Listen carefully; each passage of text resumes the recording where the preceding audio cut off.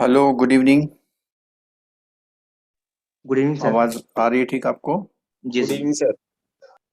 चलो ठीक है। तो आज से हम लोग स्टार्ट करेंगे रिटेल का।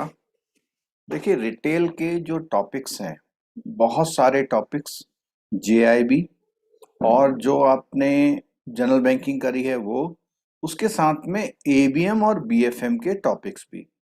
जैसा मैंने पहले ही बताया था, एनपीए हो गया, प्रायोरिटी सेक्टर हो गया, एमएसएमई हो गया, गवर्नमेंट स्कीम्स हो गई, और आपका bond investment, time value, depreciation, working capital और housing loan, car loan, SARFAESI act, DRT, Lok Adalat, CIBIL, जो अपने क्रेडिट इंफॉर्मेशन रिपोर्ट होती है, म्यूचुअल फंड, इंश्योरेंस।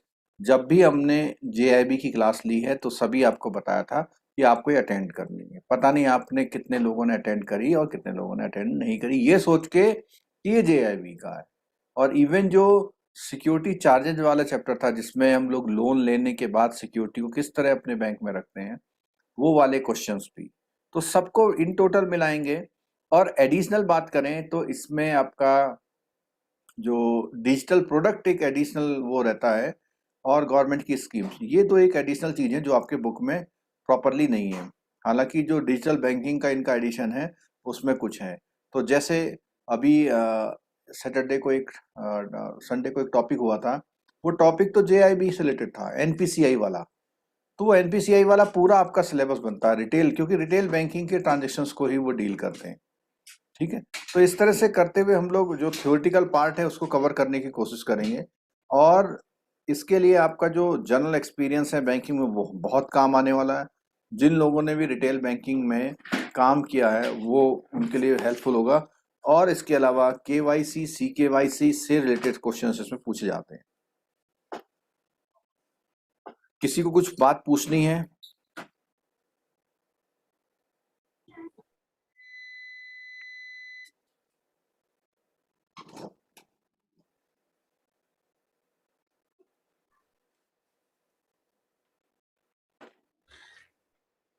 किसी को कुछ नहीं पूछना है? तो हम लोग चैप्टर शुरू करते हैं। सीआईबी का जो रिटेल का इलेक्टिव पेपर है उसका पहला यूनिट है रिटेल बैंकिंग इंट्रोडक्शन। तो रिटेल बैंकिंग होती क्या है? देखो, कॉमन टर्म में आपको पता है रिटेल बैंकिंग क्या होती है, लेकिन जब थ्योरी की बात आती है, डेफिनेशन की बात आती है, तो वहां पर थोड़ा सा कुछ ऐसे पॉइंट्स आते हैं जो आपको एग्जामिनेशन में अगर वो एज ए क्वेश्चन आते हैं तो वहां पर आपको थोड़ा सा प्रॉब्लम कर सकते हैं। तो यहाँ पर एक चार्ट सिंपल सा बना हुआ है। इस चार्ट में वो बता रहा है कि बैंकिंग जो होती है वो इंडिविजुअल को होती है या फर्म को होती है। अब यहाँ पे देखिएगा, इंडिविजुअल को जो बैंकिंग होती है उसमें दो तरह की है। एक तो रिटेल प्योर में आती है, एक आता है जो इंडिविजुअल लोग भी बिजनेस करते हैं। फिर फर्म्स की बात आई तो फर्म्स में होलसेल या एमएसएमई फर्म। एमएसएमई फर्म की जब बात आती है तो अगेन फिर वो कुछ जो क्वेश्चंस हैं, जैसे मैंने बोला वर्किंग कैपिटल एडवांस, वो एमएसएमई का पार्ट हो जाते हैं, और एनपीए रिकवरी वगैरह। तो यहाँ पर एमएसएमई का भी कुछ पार्ट क्वेश्चंस में आपके पूछा जाएगा। और रिटेल बैंकिंग के फर्दर जो क्लासिफिकेशन किए गए हैं, मास रिटेल बैंकिंग और क्लास रिटेल बैंकिंग या प्राइवेट बैंकिंग से मतलब है जो आपके एचएनआई है, जो आपके एचएनआई है, एचएनआई को जो बैंकिंग दे रहे हैं वो रिटेल बैंकिंग है, लेकिन उसका नाम क्या रख दिया उन्होंने, क्लास बैंकिंग। और मास बैंकिंग जो कॉमन मैन के लिए, जनरल लोगों के लिए होती है। ठीक है। एंटरप्रेन्योर में बात करेंगे तो एग्रीकल्चर है, जो मतलब एक तरह से बिजनेस टाइप के लोग हैं, और जो एमएसएमई इंडिविजुअल में करते हैं। तो यहाँ पर एमएसएमई इंडिविजुअल है, यहाँ पे एमएसएमई फर्म्स है। लेकिन एमएसएमई फर्म भी कभी कभी रिटेल उसमें आती है अगर बहुत लो लेवल पर होती है। तो ये बैंकिंग को इन्होंने वो किया हुआ है। ठीक है। अब रिटेल बैंकिंग की जो अगर डेफिनेशन टाइप की बात करें तो उसमें रिटेल बैंकिंग में क्या है, जो इंडिविजुअल कस्टमर को प्राइमरली दी दी उनको उनका बिजनेस प्रमोट करने के लिए, उनकी लाइफ को वो करने के लिए दिए जाते हैं, वो इंडिविजुअल कस्टमर को दी जाने वाली सर्विस रिटेल बैंकिंग में आती है। ठीक। Retail banking usually made available to commercial by commercial bank, unlike wholesale banking. Retail banking focuses strictly on consumer market. तो ये कंज्यूमर मार्केट में स्ट्रिक्ट करती है, और wide range of personal banking services provide करती है, सेविंग हो या ऑपरेटिव कोई अदर ऑपरेटिव अकाउंट हो, उन सब में। बिल पेइंग सर्विस की बात करते हैं, डेबिट और क्रेडिट कार्ड, ये सब रिटेल बैंकिंग के पार्ट हो जाते हैं। ठीक है। अगर हम बात करें, retail banking deals with lending money to consumers. Lending money to consumers. This include a wide variety of loans, including credit card, mortgage loan. Mortgage loan से मतलब हाउसिंग लोन हो गया, ऑटो लोन हो गया, vehicle loan, and can also be referred to loans taken out of at their prime rate or the subprime rate. अब prime rate और सब prime rate से मतलब ये हुआ कि जो ऐसे कुछ लोन जिसमें एक बेसिक रेट ऑफ इंटरेस्ट लगता है, या सब प्राइम का मतलब जिसमें बेसिक रेट ऑफ इंटरेस्ट से भी कम रेट लगता है। ठीक है। Retail banking refers to a banking in which banking institutions execute transactions directly with customers rather than corporation or other entity. Retail banking, ये डिफरेंट इसके एस्पेक्ट आ रहे हैं कि रिटेल बैंकिंग को कैसे कैसे इन्होंने वो किया हुआ। The part of the bank's operation providing services at its branch small in bank terms account holder. Banking service offered individual customer as saving bank, retail loans वगैरह। ठीक है। तो यहाँ पर कैरेक्टरिस्टिक्स ऑफ रिटेल बैंकिंग, यहां से एक question थोड़ा सा पूछ सकता है। तो पहले बार टारगेटेड एट इंडिविजुअल कस्टमर है, मास मार्केट सेगमेंट को ये कवर करती है, लार्ज पॉपुलेशन को। Offer different liability asset and plethora of services, मतलब लायबिलिटी एसेट के अलावा और बहुत सारी सर्विसेज इंडिविजुअल कस्टमर को प्रोवाइड करती है। Delivery model of the retail banking is both physical और virtual. Services are extended through branches, कहीं से एटीएम वगैरह से कहीं से भी सर्विसेज मिल सकती है। Extended to small and medium size business को भी लेती है। ठीक है। Today retail banking encompasses multiple product वगैरह। एडवांटेज की बात करें, client base will be large therefore risk is spread. ये क्वेश्चन है बहुत इंपॉर्टेंट कि रिटेल बैंकिंग में जो रिस्क होता है वो स्प्रेड हो जाता है, फैल जाता है नंबर ऑफ कस्टमर पे। ठीक है। Customer loyalty will be strong, customers tend not to change one bank to other bank. तो इसमें बोला कस्टमर लॉयल्टी। कस्टमर लॉयल्टी को क्या बोलते हैं, कोई समझा सकता है कस्टमर लॉयल्टी क्या होती है?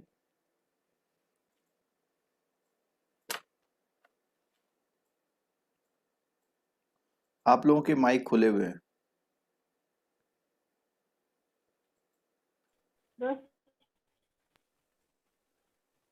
बोलिए। हमारा कस्टमर हमारे पास ही आएगा, मतलब हाँ, ऐसा कह सकते हैं। कस्टमर का भरोसा जो है, हाँ बोलो। कस्टमर का भरोसा कस्टमर किसी एक बैंक के प्रति कस्टमर का ज्यादा लगाव होता है सर, इसे कस्टमर लॉयल्टी बोलते हैं। लगाओ। हाँ, सर फेथ जो है किसी एक बैंक में फेथ बहुत ज्यादा होता है। इसमें ये है कि छोटी मोटी डिफिशियंसी होने के बाद भी, दूसरे के प्रोडक्ट अच्छा होने के बाद भी वो आपका बैंक नहीं छोड़ता, इसको बोलते हैं कस्टमर लॉयल्टी। ठीक है। मतलब आपके बैंक में कमियां भी हैं, आपके बैंक का प्रोडक्ट अच्छा भी नहीं है, दूसरे का अच्छा है, फिर भी कस्टमर क्या है, आपको स्विच नहीं कर रहा। ठीक है। Very interest attractive interest spread, since spread are wide, since customer are too fragmented to the bargain effectively, credit risk tend to be well diversified। तो यहाँ पर कम नहीं होता, लेकिन क्या होता है, डाइवर्सिफाई हो जाता है, यानी कई सारी एक्टिविटी में इन्वॉल्व हो जाता है। ठीक है। There is less volatility in demand and credit cycle than the large corporate. Large corporate में क्या होता है कि वो इमीडिएटली क्या करेगा, 200 करोड़ डिपॉजिट कर देगा, इमीडिएटली वो 500 करोड़ का लोन ले सकता है आपसे। तो ये क्या है, बहुत लार्ज वेरिएबल, या उसका प्रोजेक्ट बंद हो जाए तो उसको क्या करा सकता है, उस लोन को क्लोज करा सकता है। तो वॉलेटिलिटी बहुत ज्यादा होती है। Large number of clients can facilitate marketing, mass selling and the ability to categorise select clients using scoring system and data mining. तो ये इसके एडवांटेज है। कांस्टेंट इन रिटेल बैंकिंग, यहां से भी एक जनरल क्वेश्चन पूछ सकता है, क्या क्या प्रॉब्लम्स आती है रिटेल बैंकिंग में। Problem in managing large number of client, जब बहुत सारे कस्टमर, और ये प्रॉब्लम तो आप लोग सब लोग ब्रांच में देखते हैं, जैसे जो कम अमाउंट वाले विड्रॉल करने वाले उनकी लाइन लगी रहती है, specially if available IT systems are not sufficient. अगर आपका आईटी सिस्टम एटीएम वगैरह सही काम नहीं कर रहा तो ये प्रॉब्लम होती है। Rapid evolution of product can lead to the IT complete. अब नए नए प्रोडक्ट आते रहते हैं, तो उसमें क्या होता है, आपके मीनूज में चेंज कर जाता है, सॉफ्टवेयर के बैकग्राउंड में जो काम कर रहा है उसको चेंज किया जाता है। The cost of maintaining branch network and handling large numbers of low value transaction tend to be relatively high। तो कॉस्ट ज्यादा हो जाती है, क्योंकि बड़े कस्टमर में अगर मान लिया कोई 2 करोड़ रुपए लेने आया तो एक ही बार में कर दिया, वहीं आपने 500 के विड्रॉल 20 किए तो सुबह से शाम हो गई आपको। Higher delinquencies specially in unsecured retail loans and credit card receivables. तो जो छोटे और अनसिक्योर्ड रिटेल लोन होते हैं वो आपने देखा एनपीए हो जाते हैं, या क्रेडिट कार्ड रिसीवेबल्स में उसमें डेलिंक्वेंसीज का मतलब बहुत कमियां निकल के आती हैं। ठीक है।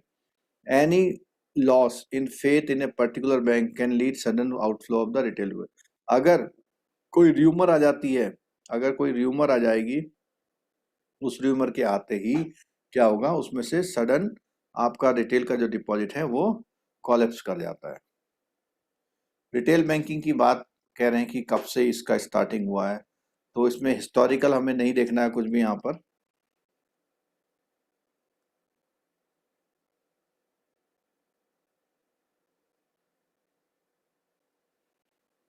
Capgemini brings out the World Retail Banking Report time to time. The World Retail Banking Report was released in the Capgemini and European Financial Management and Marketing Association. The major findings, उसकी क्या finding थी retail banking के बारे में, तो उसने बोला banks are falling short of customer expectation. Customer expectation are on the rise at the faster pace than the, मतलब उसकी जो इच्छाएं हैं कस्टमर की वो क्या हो रही है, बहुत बढ़ती जा रही है, वो बहुत ज्यादा उम्मीदें करने लग गया, अब नए नए प्रोडक्ट चाहता है। Positive customer behaviour is also on the decline. तो जो पॉजिटिव कस्टमर बिहेवियर है वो भी क्या डिक्लाइन में है। The shift is mainly on account of younger generation who are less likely to take debt, more likely to leave and less likely to refer friend or buy। तो जो नए customer होते हैं उनके साथ ये प्रॉब्लम आती है। ठीक है। कंपटीशन, चलो एक क्वेश्चन मैं आपको अभी बता दूं। एक क्वेश्चन आता है हाफ नेस्ट, फुल नेस्ट और यंग बैचलर और एम्प्टी नेस्ट। ये हो सकता है आपके आने वाले एग्जाम में ये क्वेश्चन आ जाए। कोई बताएगा, किसी को रिकॉल हो रहा है क्या क्वेश्चन है?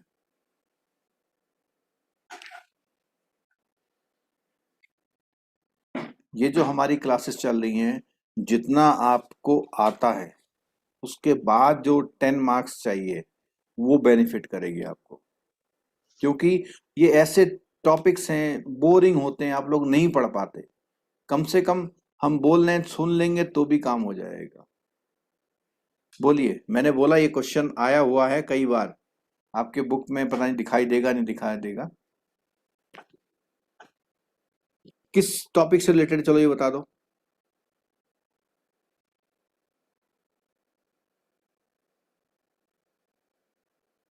मार्केटिंग से related means young bachelor. Young bachelor वो होता है जो अभी अभी जिसकी क्या लगी है, जॉब। यहां पर क्या होता है, मैरिज। यहां पर क्या होता है, 10 ईयर के आसपास आपके चिल्ड्रन है। ठीक है।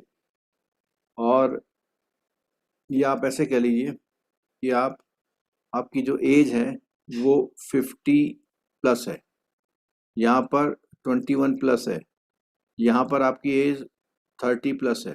ठीक है। और एम्प्टी नेस्ट में आ गया आपकी यहाँ पे 60 प्लस है। तो ये मैं इसलिए बता रहा हूँ कि मार्केटिंग पॉइंट ऑफ व्यू से वो पूछेगा कि क्रेडिट कार्ड आप इनमें से किसको दोगे।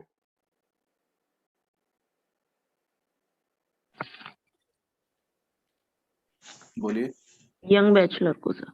यंग बैचलर को। अभी क्या है कि मैंने यहाँ पे यंग बैचलर, हाफनेस, फुलनेस, एम्प्टीनेस को यहाँ लिख दिया, तो शायद कंफर्टेबल पोजीशन में। अगर क्वेश्चन आता कि यही आता फुलनेस, तो फुलनेस का मतलब है जब अच्छी खासी सैलरी है, बच्चे थोड़े से बड़े हो गए हैं, ठीक है, मतलब आपने हाउस लोन भी रिपे टाइप का करने वाले हो।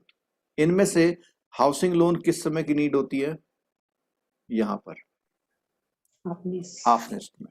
ठीक है। कार लोन कब नीड होती है? यंग बैचलर में। यंग तो बैच। ऐसा क्वेश्चन एक आपका आ सकता है। ठीक है, चलो आगे देखते हैं।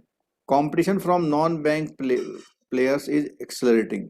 तो अभी क्या प्रॉब्लम आ रही है? जो कांस्टेंट है आजकल क्या है, जैसे आपने देखा होगा ये पेटीएम वगैरह आ गए, और आपका इसके साथ बजाज का ईएमआई, जीरो फाइनेंस, और बहुत सारी चीजें आ गई है। जो नॉन बैंकिंग फाइनेंशियल प्लेयर है वो आपको बड़ा कंपटीशन दे रहे हैं। Banks are still unsure about the impact of the non-bank players, and this may lead to threat to core business in future.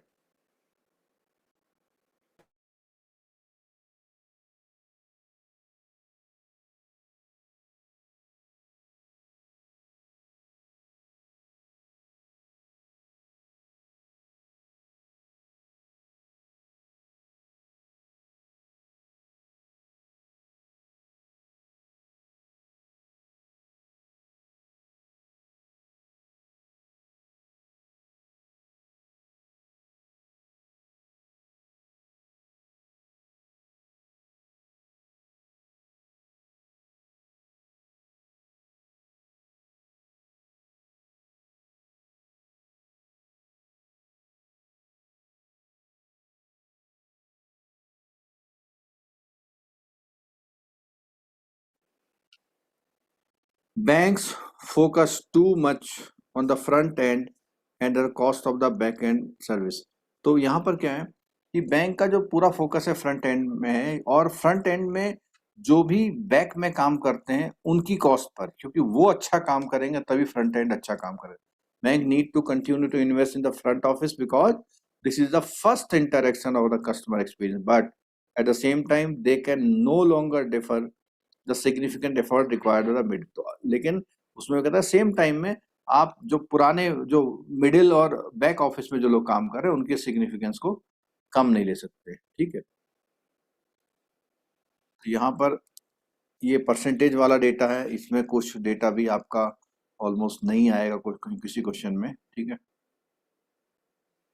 चलो रिटेल बैंकिंग सिनेरियो इंडिया की बात करें तो पब्लिक सेक्टर बैंक इसको काफ़ी अच्छा वो कर रहे हैं। बाकी सिटी बैंक प्राइवेट 1980 में इंडिया आ गया, तो उन्होंने फिर और इस चीज़ों को शुरू कर दिया।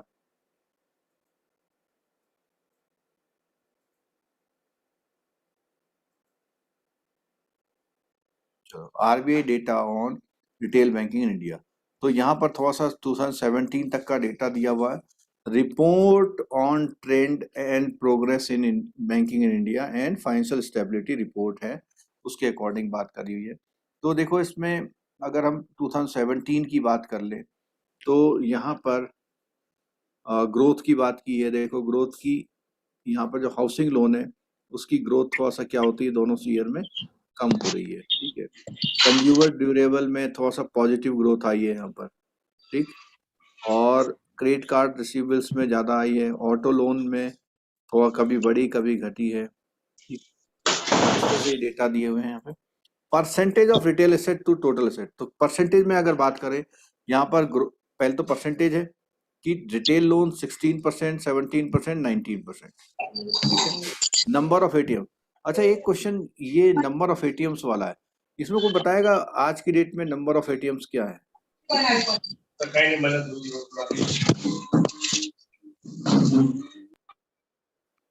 लगभग कितने एटीएम होंगे आज की डेट में?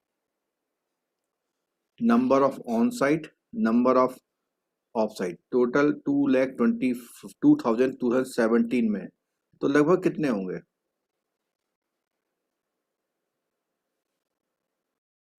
बैंक ब्रांचेस देखिए 1,34,000 2017 में थी। ठीक है, तो इस समय एटीएम मेरे ख्याल से 3 लाख से ऊपर होने चाहिए। किसी ये प्रमोशन के एग्जाम में आपने किसी ने पढ़ा? No sir. नहीं पढ़ा। इसमें बता रहा है 2.13 लाख फाइनेंस मिनिस्ट्री ने बोला हुआ है। ठीक है, 2.13 लाख आ रहा है 6 दिसंबर 2021 में।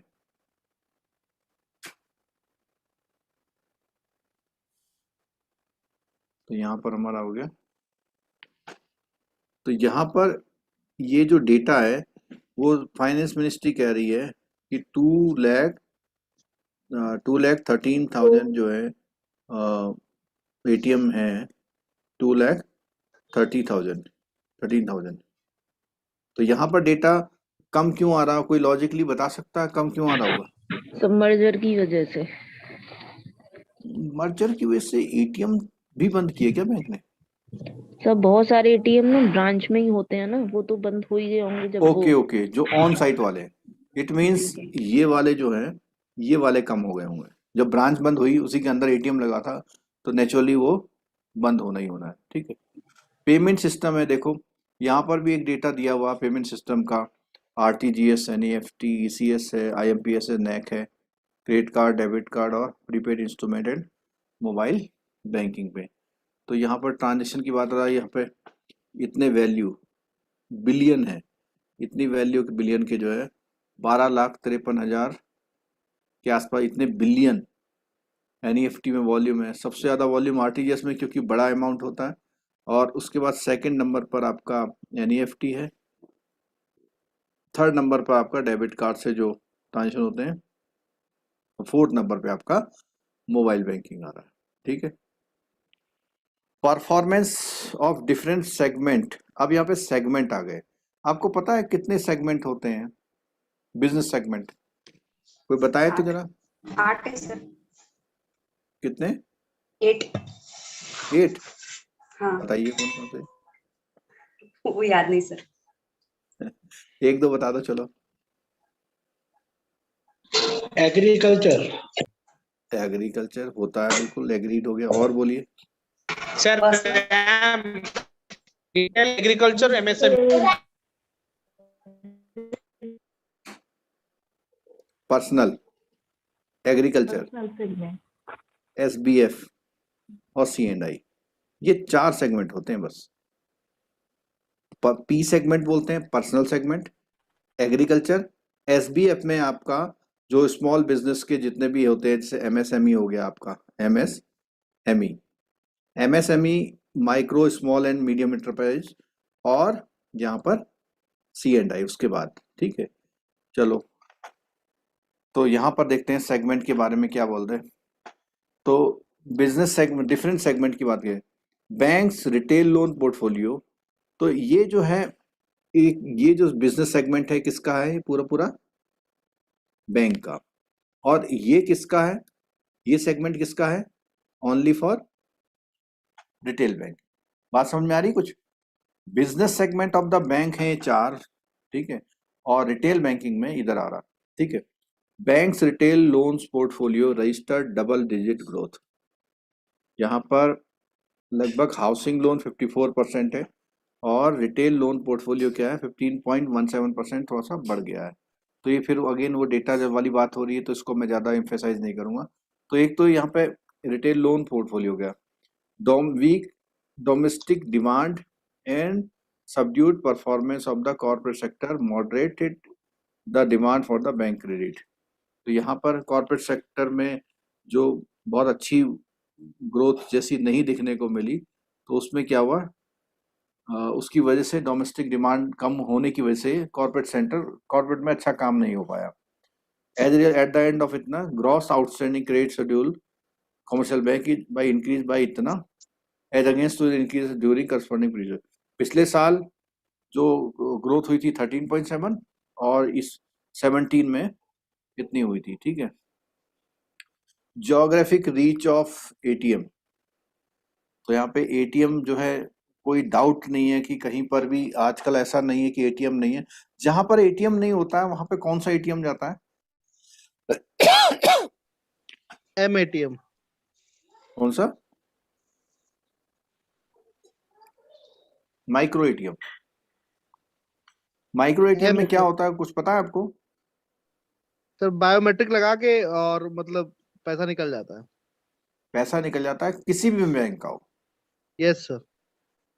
ये बेसिकली उस मशीन के थ्रू आप एटीएम स्विच से जुड़ते हैं, और उस जिस बैंक का भी उसका एटीएम होता है उस बैंक से वहां पर डेबिट उसको किया जाता है। ठीक है, ड्यूरिंग 15-16। तो यहाँ पर एक ये व्हाइट लेवल एटीएम, कोई बताएगा ब्राउन लेवल एटीएम क्या होता है?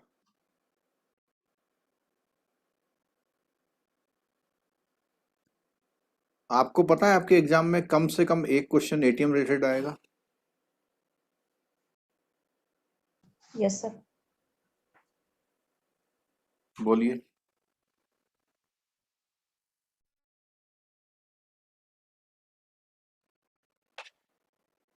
बोलो ब्राउन लेवल एटीएम। नो आइडिया सर, मतलब पता नहीं। ATM by other company.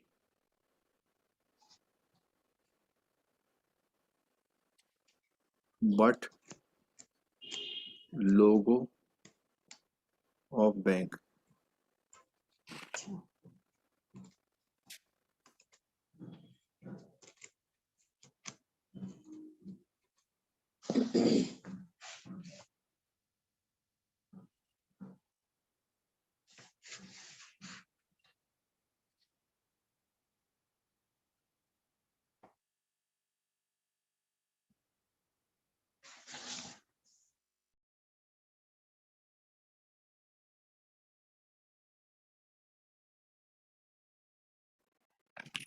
ये देखा किसी ने? इसमें क्या होता है मैं बताता हूँ आपको, क्योंकि अभी हमारे बैंक ने भी ये साइन किया है। इसमें जितने भी एटीएम होंगे वो कंपनी के होते हैं, कोई भी कंपनी, XYZ लिमिटेड या प्राइवेट लिमिटेड। ये कंपनी क्या करती है, आपको 20 एटीएम दे रही है। इसका जो मेंटेनेंस है, इसका मेंटेनेंस वो देखती है। कैश कौन डालता है उसमें? कैश आप देखते हैं, बैंक तो मीन्स हार्डवेयर वो प्रोवाइड कर रही है, लेकिन उसमें कैश आपका है, सारी जो आपका कैश की रिप्लेनिशमेंट है वो भी आपकी है। ठीक है, क्लियर हो गई बात या नहीं हुई? Yes sir. Yes sir. Brown लेवल एटीएम। व्हाइट लेवल एटीएम तो जो है वो बैंकिंग कंपनी होती ही नहीं है, उसमें बैंक का नाम कहीं लिखा ही नहीं होता है। लेकिन ब्राउन लेवल में क्या है, सब कुछ बैंक जैसा दिख रहा है, लेकिन बैंक ने क्या कर रखा है, किसी कंपनी से कॉन्ट्रैक्ट किया हुआ है, उसमें हार्डवेयर। क्योंकि बैंक का जब अपना एटीएम होता है तो क्या प्रॉब्लम आती है? मेंटेनेंस की। अगर कोई प्रॉब्लम होती है तो आप कंप्लेंट लिखाते लिखाते थक जाते हो, है ना? Yes sir. चलो और देखिए यहाँ पे पीएम जनधन योजना जब से आई तो उसने बहुत सारे जो है इस तरह के जो फीचर्स वाले जो अकाउंट आए, तो काफी जो है डेबिट कार्ड का जो है वो बढ़ गया था। Credit card registered increase growth इतने परसेंट एज अगेंस्ट तो क्रेडिट कार्ड में जो है ग्रोथ देखने को मिल रही है। Retail electronic and card based payment, a quantum jump in the past 2 years mainly due to the increase of the retail RTGS and ये जो भी अपने पेमेंट सिस्टम है, RTGS है, NEFT है, ये सब जो है इसमें काफी इंक्रीज आई है। और यहाँ पर prepaid payment instrument PPIs, prepaid payment instruments की जहाँ बात आई है तो उसमें क्या हुआ, PPI card, prepaid instrument, gift card, social card, foreign travel card and corporate card.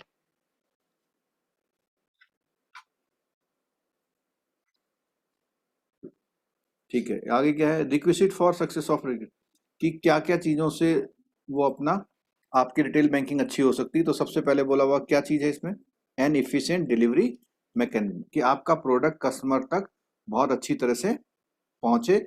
और उसके लिए क्या करना पड़ेगा आपको, in a nutshell the bank should be able to deliver the product and services to the customer in safe, secure, prompt and cost effective manner by leveraging technology। Technology का use करते हुए।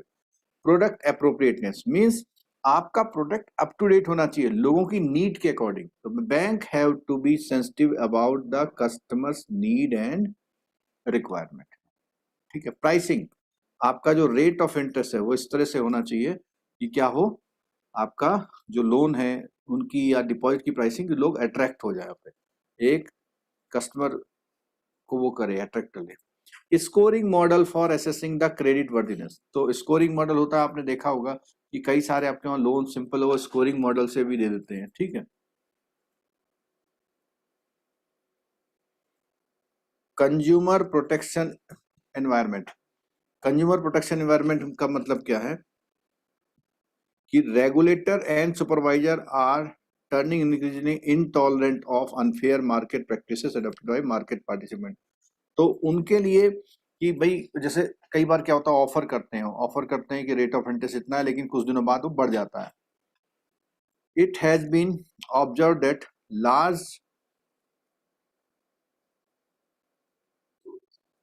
large amount of penalties are levied on the banks by regulator mainly for failing to protect customers' interest and for unfair practices. More focus needs to be given to develop conviction of the customer that their rights are adequately protected. This has been culminated in creation of separate authorities for enforcing fair market conduct and protection of the financial. तो यहाँ पर जो मैं ये नाम लिखा BCSBI है, IBA है, RBI है, इन सब की जो गाइडलाइंस है रेगुलेशन की ये आती है जिससे कस्टमर को उसको कोई लॉस वॉस ना हो, ठीक है, उन चीजों को रोकने के लिए आती है। चैलेंजेस क्या है? Customer protection and prices. तो कस्टमर प्रोटेक्शन एंड प्राइसेस से मतलब क्या है? Pricing on being arbitrary and to a certain extent illogical. There are charges for non-maintenance of minimum balance है, ये चीजें हैं। चार्जेस फॉर चेक रिटर्न है, तो आपने देखा कई बैंक तो 669 रुपीज भी काट लेते हैं और कई बैंक 449, कोई 395 इस तरह से काटते हैं, और कुछ बैंक केवल कितना काटते हैं? 118। और ये जितने भी चार्जेस काटते हैं तो उसमें चार्जेस में प्लस हो जाता है क्या? GST। चार्जेस में क्या होता है? Plus GST। ठीक है। और जरा आप में से बताएं किसी का बैंक 400 अबव काटता है? यस सर, अमाउंट पे डिपेंड होता है हमारे। बाउंसिंग का? हाँ अच्छा, अमाउंट का भी आ गया। क्या Yes, है sir. बताना जरा। सर 5 थोड़ा सा लाख के बता दो। ऊपर रहा तो 250 के ऊपर लगता है सर चार्जेस, प्लस 5 लाख से GST। ऊपर में कितना है? 250 के ऊपर प्लस GST, हाँ मतलब ठीक है। 289 कुछ भी लगता है उसमें। हाँ ठीक है। और उससे कम है तो फिर शायद 118 लगता है। 118 होगा। तो ये क्या है कि बड़े अमाउंट या बड़े चेक के लिए उन्होंने चार्जेस क्या कर दिए? ज्यादा बढ़ा कर दिए। दिए। Customer not conducting any transactions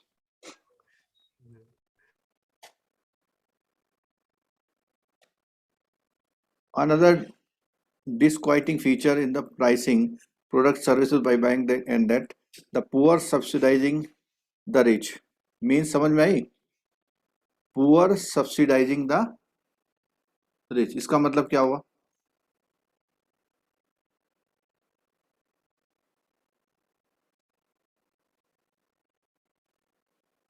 poor subsidizing the rich, मुझे ऐसा लगता है कि जो रूल बनाए तो रूल तो गरीबों के पुअर लिए को सारे देख के नियम है, बनाए। ये बड़ों के लिए कोई नियम नहीं है। ऐसा नहीं, ऐसा नहीं शायद। तो मुझे सर ऐसा लगता मिनिमम है बैलेंस जिसका रखेगा सर वो गरीब ही होगा, और क्या बड़ा आदमी उसके लिए तो कोई वो नहीं है, ऐसा कुछ है। ऐसा कुछ भी मेरे को जो लग रहा है, ऐसा लग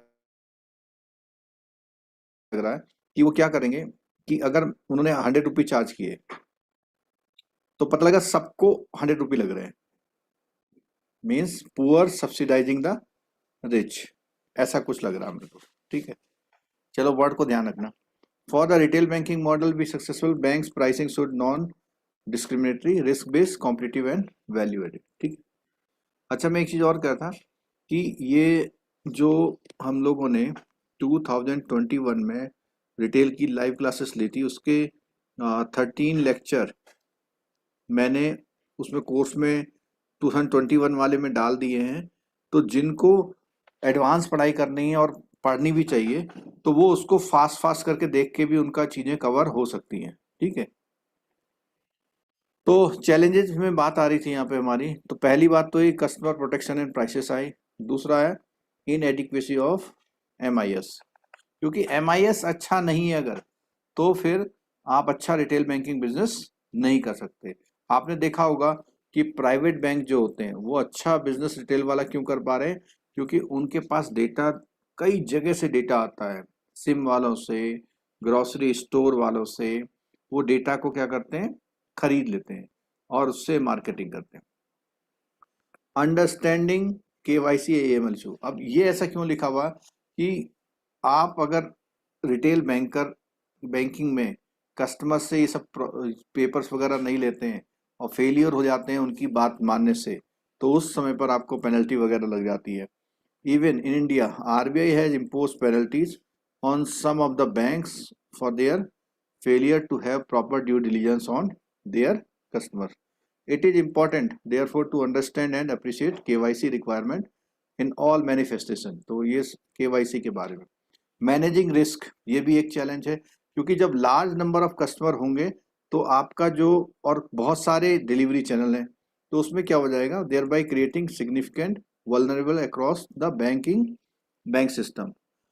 These could be in the form of inadequacy of internal guideline and non-adhered by the staff, and inadequacy in the technology system supplied by vendor, fraudulent practice by employed by customers, hackers, etc। तो ये सब चीज़ों से ऐसा हो जाता है। ठीक है, अगला है effect of disruptive new technology. अब न्यू टेक्नोलॉजी इतनी सारी हो गई हैं तो इनसे भी फिर क्या होता, प्रॉब्लम होती है। यहाँ पर क्या है, while the use of the technology aided delivery channel has grown multifold, so that the scope of fraudulent transaction through impersonation and anti-theft। impersonate का मतलब जिस व्यक्ति का है वो व्यक्ति है ही नहीं, मतलब जो ट्रांजेक्शन दिखाया जा रहा है वो है ही नहीं।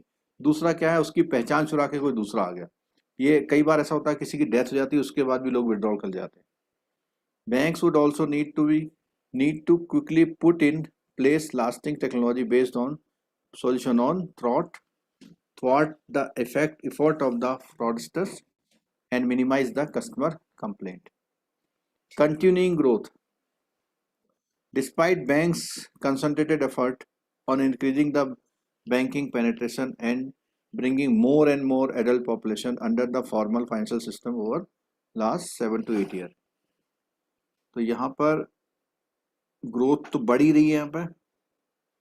All these means that the retail banking has huge potential to grow in India over time। It is therefore assumed that the challenges for the retail banking is not one of the finding new customer, new market।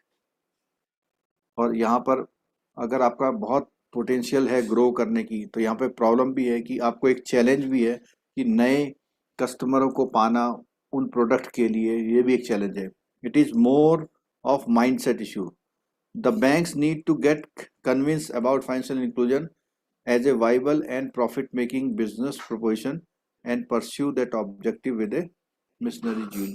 ठीक है, अगला reason for growth of the retail banking segment, क्यों इसका बढ़ रहा। तो इसमें क्या, सबसे पहली बात, जो यंग इंडियन प्रोफेशनल हैं उनकी नंबर बढ़ रही है, तो उनकी रिक्वायरमेंट सबसे पहले जो होती है, अभी जैसे मैंने बताया था कार लोन, हाउसिंग लोन की होती है, तो वो आपके रिटेल बैंकिंग प्रोडक्ट को ही ज़्यादा प्रमोट कर रहे हैं। Growth as an economic superpower, तो ये ऐसा माना जा रहा है कि इंडिया जो है इकोनॉमिक ग्रोइंग इकोनॉमी है और एक सुपर पावर की तरह काम कर रही है। और यहाँ पर यहाँ पे इन्होंने लिखा हुआ है, retail banking is going to emerge as a major driver. A.T. Kearney, a global management consulting firm, identify India as the second most attractive retail destination for 30 emergent market। Second most इसमें example दिया, वो उसको place किया हुआ। Increasing purchasing power of middle class, तो अभी जो है 6 पे कमीशन और इनसे क्या है, थोड़ी सी परचेजिंग पावर बढ़ गई है। ठीक है, improving customer purchasing power coupled with more liberal attitude towards the personal debt is contributing to India retail bank। तो यहाँ पे क्या है कि liberal attitude towards personal debt, मतलब लोग कर्जा वर्जा लेने में जो है कोई दिक्कत नहीं महसूस करते और उस पैसे को फिर यूज करते हैं। फाइनेंशियल मार्केट रिफॉर्म आए हैं तब से, उसके बाद भी क्या है, IT से ये जो रिटेल है ग्रोथ है। The growth of the field of retail banking is primarily because of the speedy achievement in the IT sector involving macroeconomic environment, numerous micro level demand and supply side factor and financial market reform. Engine of economic growth, तो economic अगर retail banks की बात हम कर रहे हैं तो critical role play कर रहे हैं in their home economies and their activities have implication for the global economy as well. They offer critical credit functions which largely fuel the engine of economic growth is in their economics. When problem hit the retail banking sector, the result is often ये spelling क्या होगी पता नहीं, often इसको देख लेना, economic circumstances for the economy as a whole. Mass market banking, ये जो हम जितने पॉइंट पढ़ रहे हैं वो कह रहे हैं कि कौन से रीजन है कि रिटेल बैंकिंग जो इतनी ग्रो कर रही है। अब वहां पे कुछ सरप्राइजिंग मत कर जाइएगा अगर कोई ऐसा क्वेश्चन आए जिसमें यही हेडिंग यूज हो, जिसमें यही हेडिंग यूज होंगे, उसे पूछेगा कौन सा है और कौन सा नहीं है। तो मास मार्केट बैंकिंग है, variety of important services to their customer. The retail banking sector is often described as a typical mass market banking offering services such as savings and operative accounts and all kind of personal loans including auto loans and student loan. Retail banks also offer mortgage services, ये सब चीजें हैं। Volume driven business, तो कई बार क्या होता है कि widely disperse among a large number customer, बहुत कई बार क्या होता है कि यहाँ पर कॉर्पोरेट लैंडिंग में तो एक दो कस्टमर है, लेकिन इसमें क्या बहुत वाइडली डिस्पर्स है, where the risk may be concentrated on selected few. तो एक चीज बताइएगा, ये वाला सेंटेंस कॉर्पोरेट के लिए लिखा हुआ है या रिटेल के लिए लिखा हुआ है?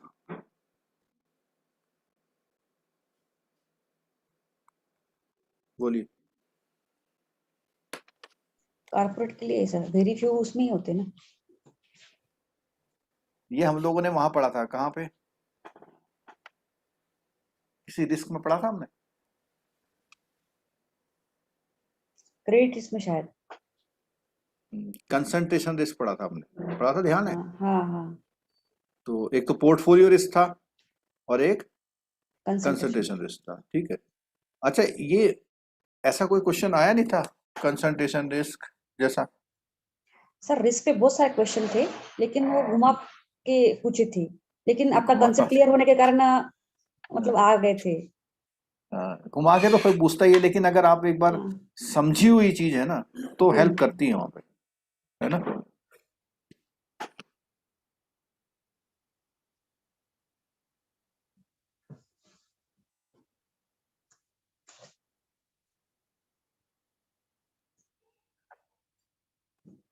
चलो अगला देखिए, automation of banking process. Automation of, तो आजकल क्या है, बैंकिंग जो है लो कॉस्ट ट्रांजैक्शन फैसिलिटीज है, एटीएम यूपीआई वगैरह वगैरह सब आ गया, तो इससे भी फायदा है, इसलिए ग्रोथ हो रही है।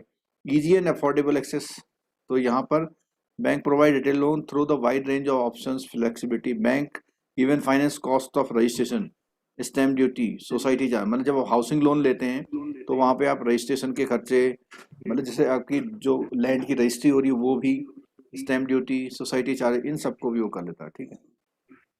Financial liquidity, banks making financing attractive by offering free concessional value added services like issue of credit card. तो ये फाइनेंशियल लिक्विडिटी का भी एक बेनिफिट मिल रहा है यहाँ पर। इकोनॉमिक प्रॉस्पेरिटी, तो यहाँ पर ये आ रहा। अच्छा ये बताओ, अभी कल बजट आया था तो कितनी इकोनॉमिक ग्रोथ प्रोजेक्ट की गई है, जीडीपी ग्रोथ कितनी प्रोजेक्ट की गई है? बैकवर्ड्स वन कितना मैंने बैक लेता हूं। है? आप अपने घर की ग्रोथ तो नहीं बता रहे हो? Double digit growth sir. नहीं हुआ भाई, डबल डिजिट का 7 पॉइंट कुछ था सर। 7 पॉइंट है 9.2? हाँ सर 9.2 सर। 9.2 कितना? 9.2। अच्छा हाँ, एक चीज बताओ, एबीएम के पेपर में जो 3-4 चैप्टर हम लोग कहते हैं कि उसमें रीसेंट डेवलपमेंट से क्वेश्चन आएंगे, इकोनॉमिक रिफॉर्म से और इकोनॉमिक डेवलपमेंट से, रीसेंट फाइनेंशियल से, क्या कोई क्वेश्चन आए थे? कोई ऐसा क्वेश्चन था उसमें, ध्यान है? सर कल बीएफएम में था कि हमने जो पर्सनल लोन का से जो ये है ना रिस्क वेटेज पर्सनल या क्रेडिट का पहले 150 था क्या, अभी 125 हुआ है 2019 से, वो हाँ। आया था। अच्छा, वो आया था, सीधा क्वेश्चन था हाँ। ये? हाँ सीधा क्वेश्चन था सर। चलो, और तो डिस्कस ऑप्शन हुआ दिए था थे हमारी बीच में। क्लास में? हाँ मतलब ये मैंने पढ़ा था कहीं, तो भी डिस्कस नहीं हुआ था अपने इसमें, मतलब चेंज नहीं, हुआ डिस्कस हुआ था। नहीं। 125 का हुआ सर, 125% है करके, लेकिन हाँ, पहले कुछ ज्यादा था शायद। ये भी डिस्कस हुआ है। सर याद नहीं आ रहा था वो टाइम में डिस्कस हुआ अच्छा, था। कोई मुझे सपोर्ट करेगा इस बात पे?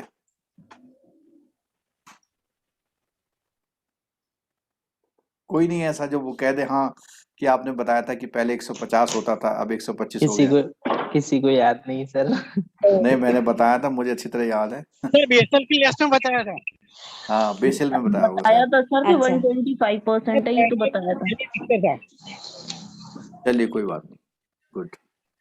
अगला है चेंजिंग कंज्यूमर डेमोग्राफी। अब क्या है, पहले लोग एक ही जगह पे कन्फाइंड होते थे, अब क्या है, लोग हर जगह पर जा रहे हैं जॉब करने, ये करने। तो वहां पर क्या है, in India one of the countries having highest population, 70% of the youth. BRIC report, Goldman Sachs report, which predicted bright future, Brazil, Russia, BRICS country है ना जो, तो इसमें पॉजिटिव फैक्टर है। इसमें टेक्नोलॉजी इनोवेशन हो रही है, नई नई टेक्नोलॉजी आ रही है, तो इसमें ये पहले भी बात आ गई थी उसमें। Increase in the bank liquid cash, अब बैंकों में भी क्या अवेलेबिलिटी हो रही है लिक्विड कैश की, तो उसको कहाँ डिप्लॉय करेंगे? Treasury income of the bank which had strengthen the bottom line for the past few year has been on the decline during the last 2 years. In such a scenario, retail banking provides a good vehicle of profit maximization. Decline in interest rate, ये तो बहुत बिल्कुल जग जाहिर है, यहाँ पर ये मैंने अपनी आंखों से देखा हुआ है।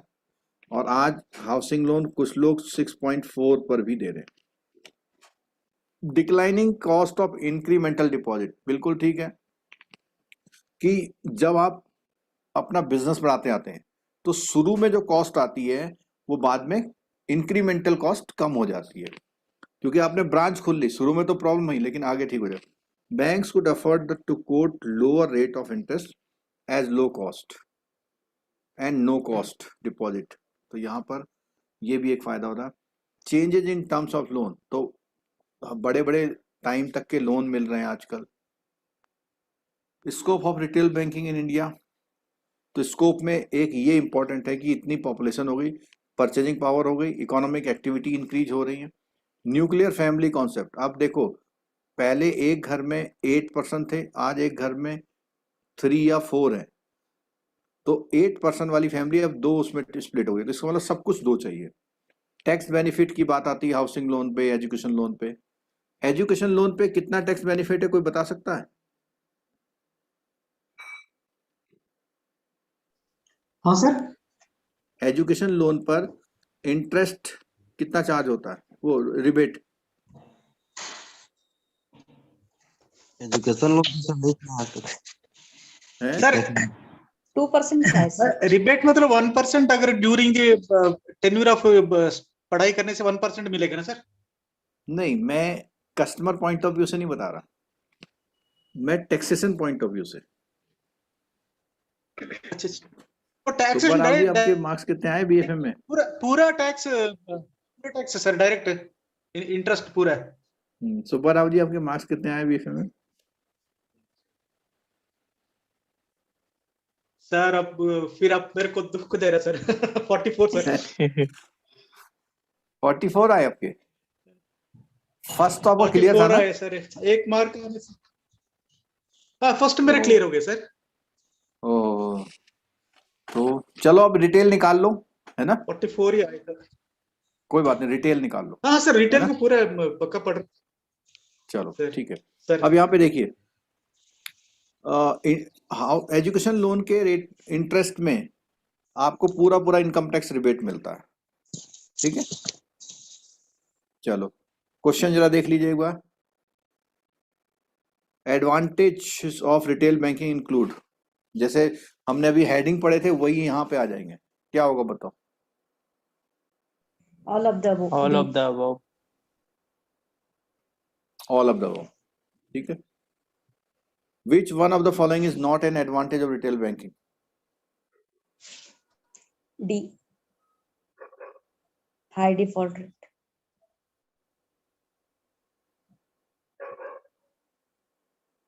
एडवांटेज ना, तो हाँ, ये not हमारा at- negative not an point है। advantage. Not हाँ, ठीक है। not at which one of the following is not a part of retail banking?